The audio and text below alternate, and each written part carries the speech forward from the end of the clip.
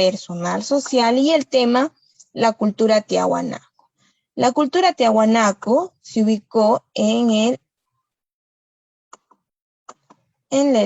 su ubicación es al sur del lago Titicaca, meseta de Collao, su centro en el altiplano Perú-Boliviano. Es decir, esta cultura perteneció tanto a Bolivia como a Perú. Ya, ahora, recordemos que en ese tiempo, en el cual existía la cultura tiahuanaco, todo ese territorio pertenecía a Perú. Pero si hablamos de la actualidad, luego de que el Perú haya cedido parte de su territorio a Bolivia, hoy en día tiahuanaco pertenece tanto a Bolivia, la cultura perteneció tanto a Bolivia como a Perú. Ya lo encontramos en la parte de Puno, casi todo donde está el lago Titicaca, ya en el departamento de Puno. Ya, entonces, todo gran parte es lo que abarcó nuestra cultura tiahuanaco. Y dos países que comparten esta cultura es Bolivia y nuestro Perú. ¿Ya? Esto es sobre la ubicación de nuestra cultura tiahuanaco. Ahora, ¿quién fue el descubridor? El descubridor, el que usted fue Pedro Cieza de León. Él fue el que descubrió primero esta cultura. Pero luego, al igual que la de la cultura nazca, luego ya fue estudiada científicamente algunos datos, algunos aportes que dio Pedro Cieza de León, fue estudiada por el arqueólogo alemán Max Ull, ¿ya? Pero el descubridor, el que descubrió fue Pedro Cieza de León, ya, ese es el descubridor. En algunos libros, en algunos estudios, ustedes pueden investigar, les va a salir los dos como descubridor. Pero el principal descubridor de esta cultura fue Pedro Cieza de León. Y el que estudió a profundidad esta cultura fue el arqueólogo Mactu, pero el descubridor es Pedro Cieza. ¿Ya? Ahora, ellos se dedicaron en su organización económica, es decir, su actividad económica se basó en la agricultura y la ganadería. En la cultura y la ganadería. Y en algunas otras cosas, ¿no? Como la cerámica, la arquitectura, no todas las manifestaciones culturales que vamos a hablar más adelante. Pero lo principal fue la ganadería y la agricultura. Dentro de la ganadería, ellos criaron llamas y alpacas. Recordemos que es el lugar que es parte del sur de nuestro Perú, en Puno. ¿Qué significa altiplano? Altiplano es por el lugar donde está. Por ejemplo, el altiplano en nuestro Perú es Puno, que es la parte donde hace mucho frío. Es como en el Puno, hace mucho frío. Ahora, por el mismo clima que había en nuestro Perú en ese tiempo y hoy en día, ellos se dedicaron a criar las llamas y alpacas, de los cuales ellos sacaban muchas cosas como las lanas, su carne, ¿no? En la agricultura se dedicaron al país, cultivaban el país, la papa, la quinoa, el maíz, la yuca, el oyuco, algunas frutas, la coca, entre otros. Dice que esta cultura tiahuanaco, por el lugar donde se ubicaba, desarrollaron una tecnología, algo muy novedoso en ese tiempo, que era la conservación de la papa y la carne a través del chuno y el charco. Más adelante les voy a hablar sobre esta conservación, cómo así ellos llegaron a conservar sin tener un refrigerador, porque en ese tiempo recordemos que no habían tecnologías, ellos mismos crearon la forma de supervivencia, ¿no? Y poder conservar sus alimentos. Vamos a comenzar primeramente con las manifestaciones culturales. En su cerámica, ellos desarrollaron policroma. Era polícroma su cerámica. ¿Por qué era polícroma? Porque solo estaba hecho en blanco. No, porque utilizaban varios colores. Por eso se llama polícroma. ¿Ya? Polícroma. Ahora lo voy a mostrar con color, ¿ya? Ahorita está en blanco y negro. Yo voy a mostrar ahora en negro, ¿ya? Dice que las formas que tenían o las imágenes que tenían su cerámica, dicen, era antropomorfos, dice. ¿Por qué? Porque combinó a los animales con seres humanos, en este caso al cóndor con rasgos de los seres humanos. Ya. Muy bien, acá tenemos los cerámicos, ya a color, para que ustedes lo puedan ver muy bien. Utilizaron muchos colores, entre ellos el anaranjado, ¿ya? Ellos sobresalieron acá en el vaso ceremonial que se le llamaba quero, que es el que se presenta aquí. Este es el famoso quero. El que se le ponían a las manos. Este quero, chicos, este quero lo utilizaban para ofrecer ofrendas a los dioses, en este caso a su dios principal, ¿no? Para ello ellos hacían las cerámicas. Todas las cerámicas que ustedes observan acá no era para venderlos, eran realizados con mucho entusiasmo, con mucho amor para llevar ofrendas a los dioses. Nínive, su principal dios era el dios de las varas. Muy bien, el dios de las varas. Ahora vamos a hablar sobre la arquitectura. En la arquitectura, ellos edificaron templos. Recuerden que esos templos no eran para que habiten las personas de Tiahuanaco, sino para llevar ofrendas, ¿no? Ahí veo la portada del sol, que se llamaba. Ya, chicos.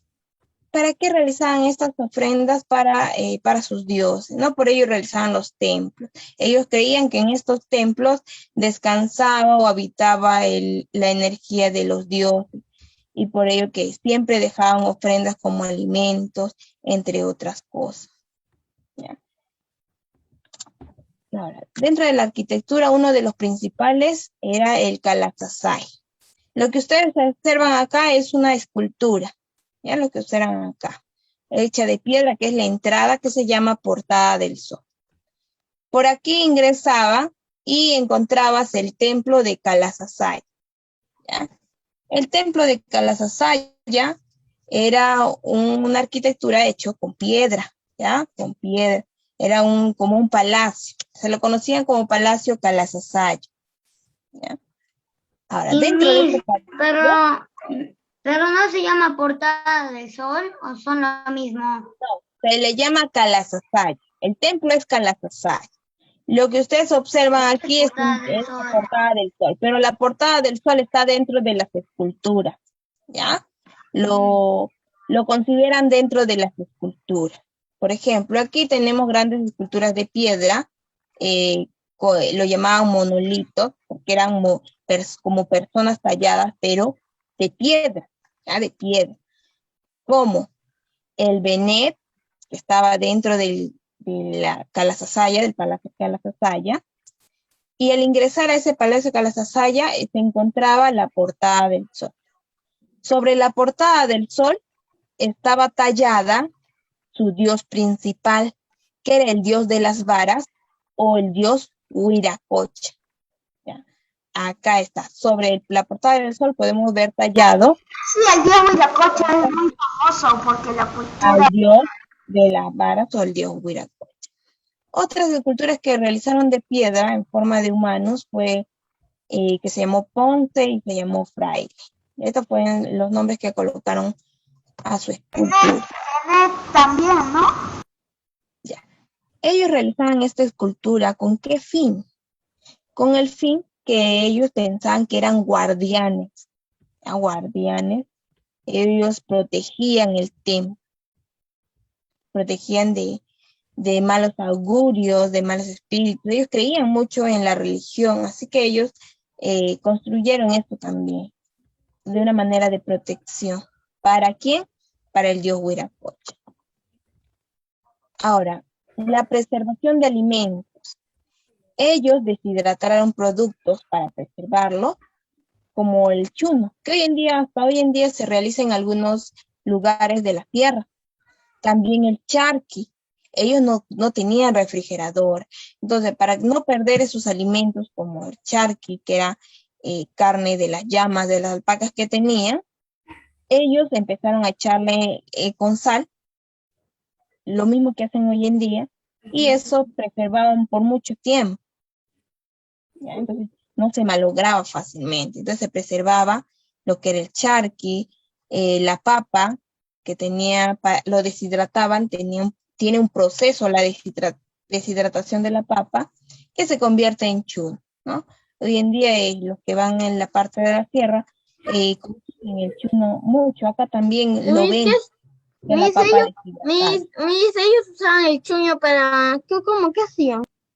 Ya, para que se convierta en chuno, ¿qué es el chuno? Es la papa deshidratada. Esto tiene un proceso, ya tiene un proceso para que se deshidrate, para que salga todo el líquido de la papa. Eso parece una papa podrida, pero no lo es. Solo es que está deshidratada, no tiene nada de agua. Exacto, y eso pero ya si no le se echas llama agua, papa. pero si le echas bastante agua, volverás a una papa así fresca. No, ya no. Esto ya es un proceso que ya no puede retroceder a volver a ser una papa. Este ya se convierte en chuno.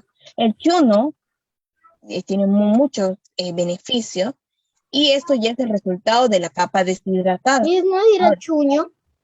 Chuño, disculpa, el chuño.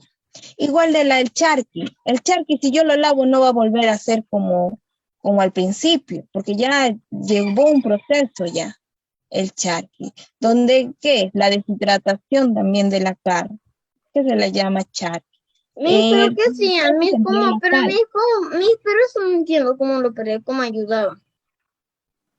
A ver, esto preservaba, es como ustedes, por ejemplo, ustedes tienen un atún que compran en una tienda y ya viene con preservante, ¿no? Que ahí está mucho tiempo y así llegamos a nuestra casa, lo abrimos y está normal porque tiene preservantes artificiales, químicos. En este caso, estos eran preservantes naturales. Por ejemplo, para que la papa tiene un tiempo de uso. Hay un tiempo que ya se va a malograr, pero ellos, para evitar que la papa se malogre, para evitar que la carne se malogre y ya no se pueda usar, ellos trataron de preservar sus alimentos. Ahora, a la papa, ¿qué hicieron? La deshidrataron y se convirtió en chuno. Igual, ¿qué hicieron a las carnes que ellos tenían? Para que no se malogre. Echaron sal en la carne. Exacto, y eso hace que lo puedas preservar naturalmente. Y luego después y que eso tarde más en malograrse, Exacto, tiene más vida, tiene preservantes. Al igual, estoy comparando con algo artificial, los preservantes artificiales. Esto eran preservantes naturales. ¿Ya? Muy bien. Finalmente, no olvidemos que su dios principal fue el dios Huiracocha, dios de los báculos o dios de las varas. Él fue considerado el creador del universo, ¿ya? Y lo podemos ver representado en la portada del Sol, al inicio de ¿qué? Del Palacio Calasasaya, ¿no? Para ingresar al Palacio Calasasaya pasan por la portada del Sol y arriba de esa portada del Sol encontramos al dios Huiracocha, al dios Huiracocha o el dios principal, en ese tiempo también de la cultura tiahuanaco. La cultura tiahuanaco no es una